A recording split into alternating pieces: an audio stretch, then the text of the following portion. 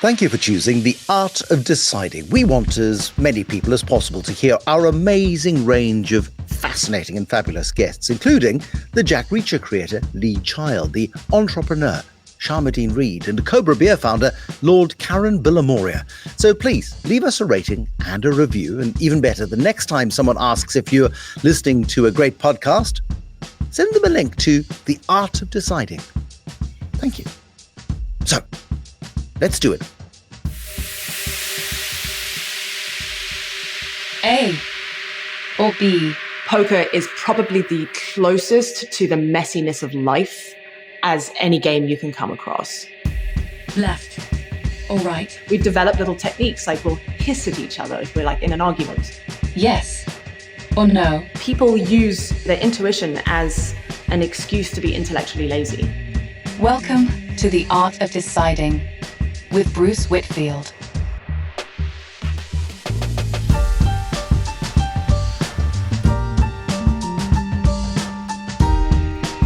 Hello, and welcome to The Art of Deciding, the podcast where we get people who spend their lives making big decisions to give us some insight as to how they do it. I'm Bruce Whitfield. I'm a financial journalist and speaker, and I talk to decision makers for a living. We all have to make decisions every day, from the trivial, like whether to hit the snooze button again, to the not so trivial. Is it time to leave a relationship or quit a job? Is there an art to it, a way of making sure we always go for the right choice? That is what I'm trying to find out. Of course, most of the time when we're making decisions, the stakes are not that high, but sometimes they are. Going into the final, it's a winner-take-all for the £100,000. Second prize gets nothing. Liv Boeree had finished her degree in astrophysics. Instead of getting a job, she decided to earn some extra cash entering TV game shows. She was chosen for UltimatePoker.com Showdown as one of 5 rookie members of the public who would learn poker. As the series progressed, they would accumulate chips and then take part in the grand finale, a poker game where winner takes all. I was leading going in. So the producers have sort of amped me up. You are a huge favorite. I'd have to get very unlucky to not win. If perfecting the art of deciding is important anywhere, it's in a poker game, when what you do next might mean going home with £100,000 or not. I made a straight, very exciting, and he bets large, and I raise. So I have a straight. And then I look back at the board and see that there are 4 diamonds out there, and my cards were black. What that means is that if he has just a single diamond in his hand, then he has a flush, which beats my straight. But I had already said, I raise. That automatically commits you to at least double whatever his bet was. And that was about 95% of my chips. So not only do I make that error of not actually reading the board properly because I'm so excited, but then even worse, when I notice there are 4 diamonds out there, instead of then playing it cool and just, staying stoic and good poker face, I audibly gasp. I go, and then he looks at me, and I think a single tear starts rolling down my cheek. and he's like, well, I'm all in for my tiny remaining stack, and I fold and then proceed to just start melting down at the table, just crying and crying. And the producers are like, obviously loving this because it's reality TV, and they're like, yes, we've got tears finally. So they come and like shove the camera like right close up. It's like, yeah, it was brutal. You could call it a tricky moment, but it wasn't enough to put the young Liv off this risky, complicated game. She was hooked, and she went on to become one of the world's most successful female poker players ever. She won the European Poker Tour main event in San Remo in 2013 and was EPA Female Player of the Year for 3 consecutive years. She retired in 2019, but she is still in the top 10 women in poker history, number 8 at the time we're recording this in terms of all-time winnings, with more than $3.8 million in live tournament earnings. That's a lot of right decisions. Thousands and thousands of choices marking our pathways in the brain. Deciding in these circumstances is more of a science than an art, isn't it? I think it's very much an art and a science. What's interesting about poker is that when I first learned to play, it was much more of an art. The best players in the world, certainly back in the 80s, 90s, and early 2000s, were very intuitive players. But then after online poker went through its boom, now for the first time, poker hands could be digitized. So all your playing history could be digitized and you'd have all this data. And that meant that those who had the chops to build analysis software could play lots of hands and then analyze where they were going wrong. What were their strengths? What were their weaknesses? And so this very much opened up the game into the realm of science. You can just download this software, enter in a situation, and it will tell you what the mathematically optimal strategies are. And so that has completely flipped the way that the game is studied and played. It used to be a game of sort of street smarts and intuitions and people reading and psychology, so much more of the like artistic things. And now it's like, well, we know what the correct answers are, and it's he or she who is willing to sit and study and memorize those, or at least train their brain to like calculate those in a similar way and adopt these strategies, will be the best players. And it still is, don't get me wrong, like the best players in the world are the ones who do all the study, internalize all of these mathematical solutions, and then also have incredible intuitions and people reading and so on. But the ratio between them is very heavily on the mathematical side. How then does that translate into the real world outside of poker when one is making big decisions in business and in life? Often we'll talk about we trust our gut, but one's really got to be making decisions based on probabilities rather than chance, because poker is about probability. Good decision making should be about surely probability rather than chance as well. Some of the most common mistakes that I see people make is because something is hard to quantify or to nail down probabilistically, they'll just sort of shrug their shoulders and be like, well, I'll just go with my gut then. But there's a lot of evidence out there that our intuitions are a result of having lots of experience. In other words, they are also based on past data. And thus, like, they can be calibrated well or also miscalibrated. Like I had many times in poker where the mathematics says, oh, you're getting good pot odds, so therefore you should call. But my gut is screaming, no, look at the way they're moving. They have a really, really good hand. You need to fold. And ideally, like both are aligned. But sometimes they're in a conflict. And a lot of the time, especially as I got, I've been playing for longer and got a better player, my intuitions were more well calibrated. But there was an error rate there. And that error rate, certainly in the beginning, was very, very large. My gut was not well calibrated. So that says that like even something as sort of mysterious as intuition still also is using data. And so when that translates to real life is people use intuition as an excuse to be intellectually lazy and to not like sit down and actually do the boring cost benefit analysis. They just don't try and quantify their uncertainty at all. And then the other thing is that they rely on it in situations where the gut doesn't have enough data to actually be well calibrated. So when it comes to like really big, rare life decisions, like should I buy this house or should I sell my company? How many times do you do that? Like you might have an N of 2 or 3 at most. So it's really not much data to expect your intuitions to be magically calibrated on. You need to do both. When it's a really important decision, do the boring cost benefit analysis, but also listen to your intuition. And hopefully they align, and try and think through of the ways that your intuition could be biased, because things like wishful thinking and like confirmation bias apply to both.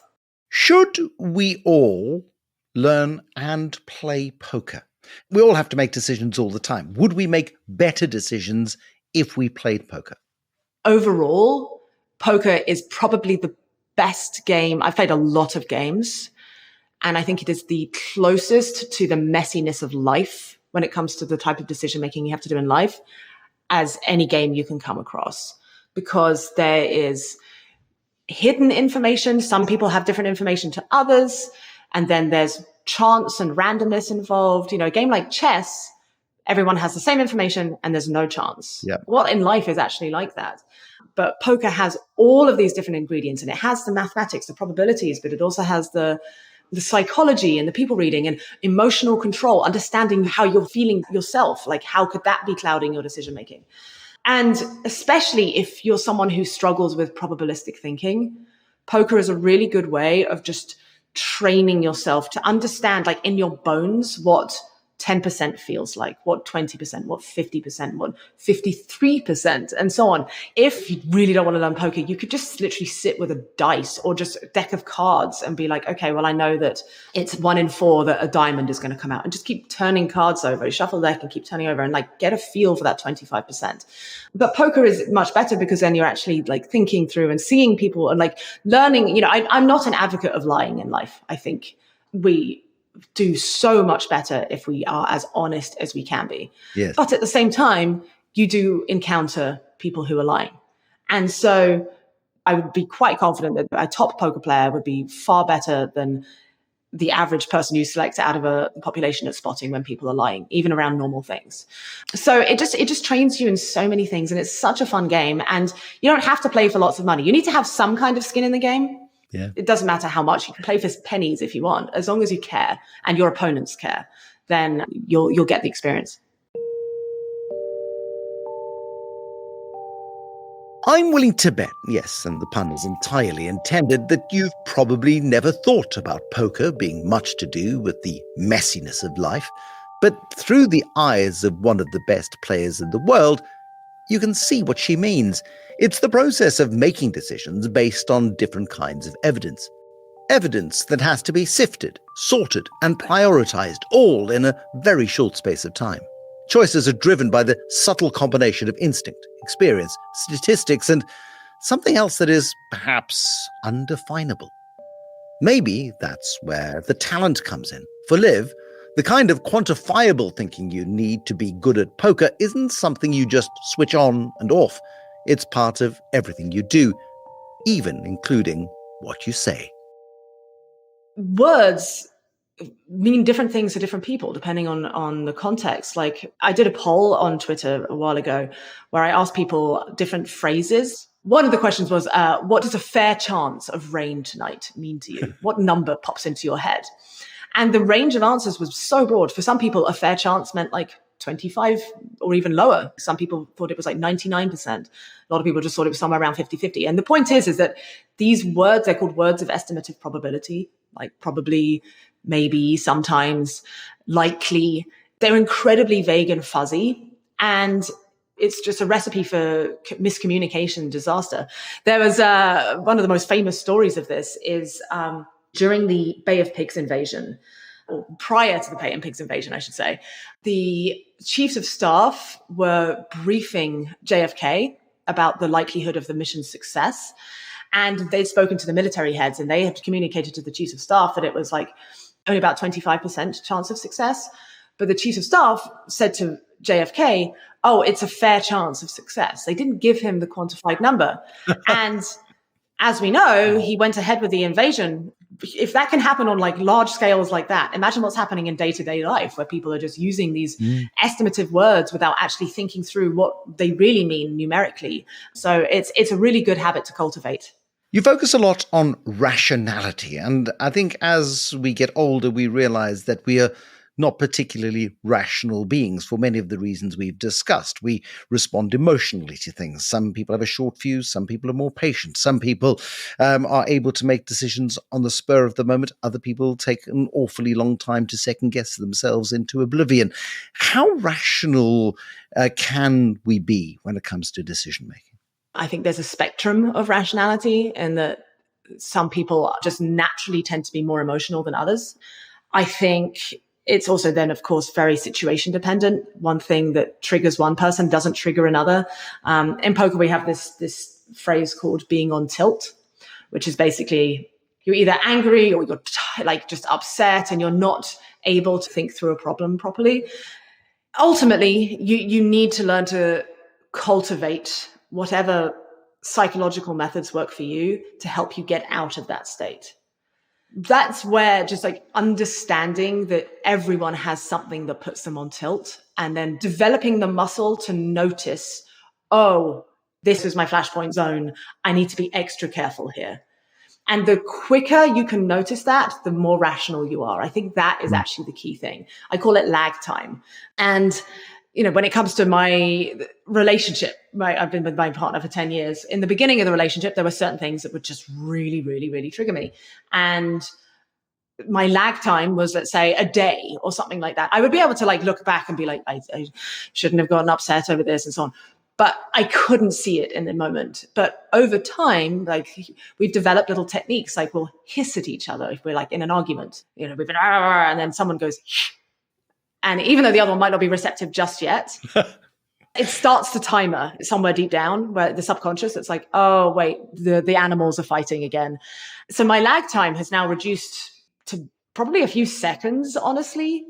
So it's not about turning off emotions. It's about just noticing them and working with them. True rationality is a dance of both intuition and logic and steering your emotions and being the boss of them and not vice versa. It doesn't mean you have to be a robot. You don't have to be Spock. But at the same time, it helps to be able to put on a Spock hat sometimes. We would probably make better decisions, would we not, if we had optionality and you have choices. It's always better to be able to step back and to have the lag time so that you can allow yourself to, I think you call it the red mist. You allow the red mist to lift a little bit so that you don't make those emotional decisions. So many times in poker where someone makes a huge bet, they've been winding me up all day. I feel like this guy's coming after me and picking on me, and he's now he's bluffing me again. And I can feel the rage inside me. Literally my logical brain, I try and add up the pot and calculate the pot odds, and I can't do it. My brain is just not there. It's just got to. So developing, whether it's breathing technique or a meditation technique, just a little I'm going to take 3 breaths before I even start thinking about this hand. If you're enjoying our podcast, then you might also enjoy Inspired Sounds from Rathbones, a leading wealth management provider. While the world around is changing, the challenges of growing and selling a successful business remain the same.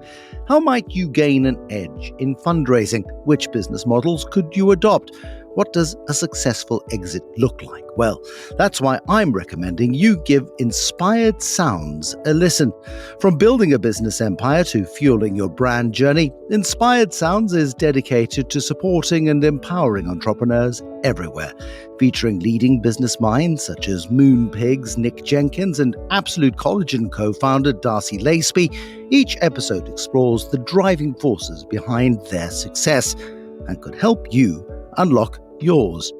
So, if you're ready for game-changing insights and great conversation, why not decide to make Inspired Sounds your next listen? That's Inspired Sounds, available now on Spotify, Apple, and all good podcast platforms.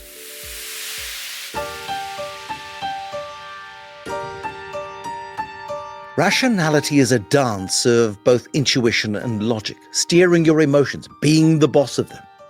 Take a breath. What was it that Lee Child said in our first episode? Take a step back. Take another step back. There's a theme emerging here.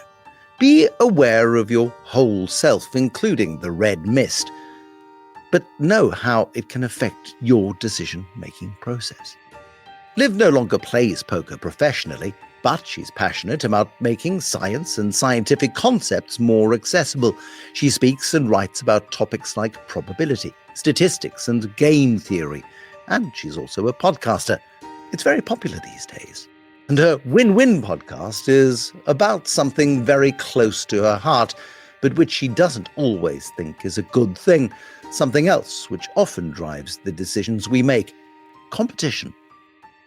I spent a lot of time after poker looking at these various catastrophic risks that are looming over humanity, things like climate change or plastic pollution, constantly living under the nuclear shadow, and also media misinformation and clickbait proliferation, social media addiction. All of these things, they are a result of game theoretic incentives, which is essentially competitive forces. Let's take plastic pollution, for example. It's not like Coca-Cola or all of the other big packaging companies want to fill the oceans with plastic. They don't want to be causing pollution. It'd be better if they used more expensive but biodegradable materials, for example, or reusable materials. But because they're all in intense competitive pressure against one another, they're under pressure to take whatever shortcut corners they can to stay alive. And the same goes social media, like these beauty filters that are now like endemic to social media. That I've used these things myself, and like I'll upload a picture I really like, and then I'll apply the beauty filter to it, slightly tweaks your features. And now I look back at the original and I don't like my natural face anymore. I'm a 40-year-old woman, pretty well emotionally calibrated. I can't imagine what it must be like for a 14-year-old using these things. So if everyone doesn't like them, why is everyone using them? Well, again, because it's a very competitive ecosystem. Yeah. Generally speaking, sexier pictures gets more like and follows.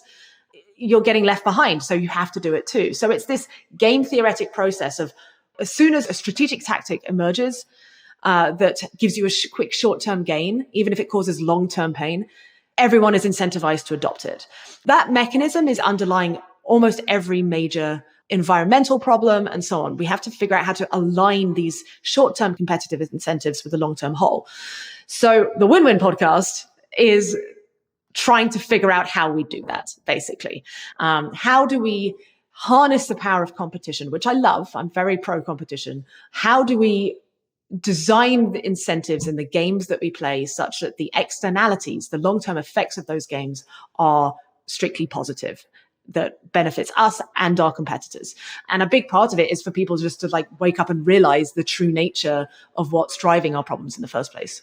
I mean, you speak about AI, for example, and the AI arms race, and they're good guys and they're going to be bad guys in the world of AI. And the good guys are incentivized by what the bad guys might be up to, but they simply don't know. And again, it's a little bit like a game of poker in itself, isn't it? Totally. I mean, it's very, very complex, especially as more and more sort of players enter the game.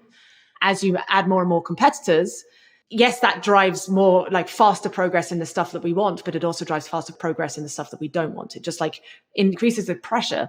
And if the outcome of that arms race isn't perfectly aligned with what humanity actually needs in the long run, well, accelerating that is not a good thing. It's true that there is a race going on because if you are the slowest and therefore the safest, but then a hostile country doesn't care, well, now they're just going to cut all the corners and get the advantage first. So it's a real dilemma. It's all about like sacrificing more and more of what matters in order to win at a narrow goal. And I worry that the AI race is going in that direction, along with a lot of other things. So it's like, how do we align the incentives so that that's which is pushing people forward in the short term is also what we really need in the long term. So the more people thinking about it, I think the better, because it's really a sort of all hands on deck situation. Have you, in these decision-making processes, though, applied the rationality that you ascribe to? Because so often, I mean, the decision to pursue poker was before you had evolved all of this thinking around decision-making.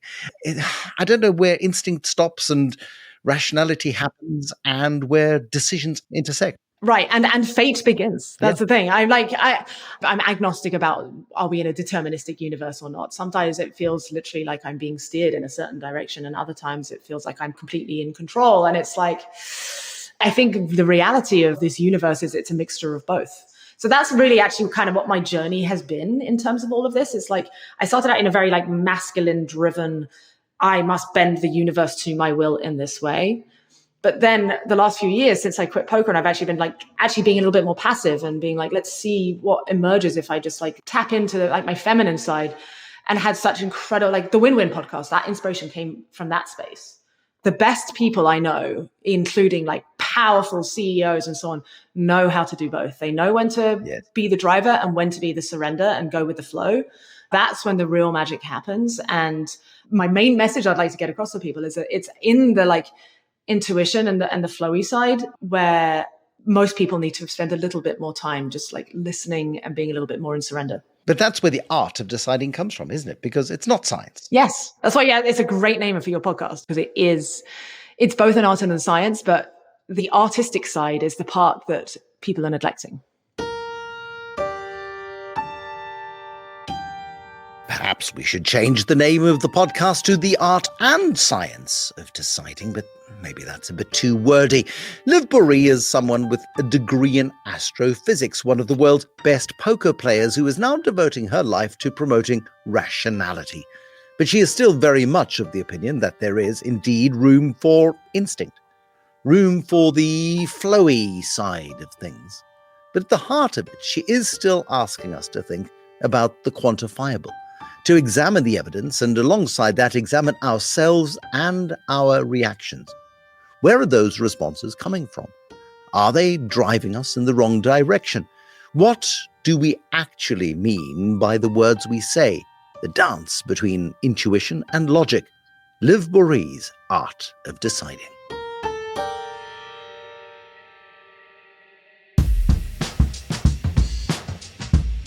Thank you for listening to this episode of The Art of Deciding. You'll find us on all the major podcast platforms, so please click follow so you don't miss an episode. In this series, we've already asked entrepreneur and activist Sharmadean Reid about her manifesto for women in business, the Cobra Beer founder, Lord Karen Billamoria, about his views on serendipity, sliding doors, and making your own luck. The best definition of luck is when determination meets opportunity. If you're not determined, you won't even see the opportunity. And I visualize it like waves that go past you in life. So if you're determined, you might just catch one of those waves. If you're not determined, those waves will go past you all your life. And Sir Brad Fried about the power of silence, even when you're chairing the Bank of England. Go and check out those Arts of Deciding, and please give us a rating and leave a review. Even better, share the link far and wide to help as many people as possible to make better decisions. I'm Bruce Whitfield. You can find out more about me on brucewhitfield.com. Till the next time, bye-bye.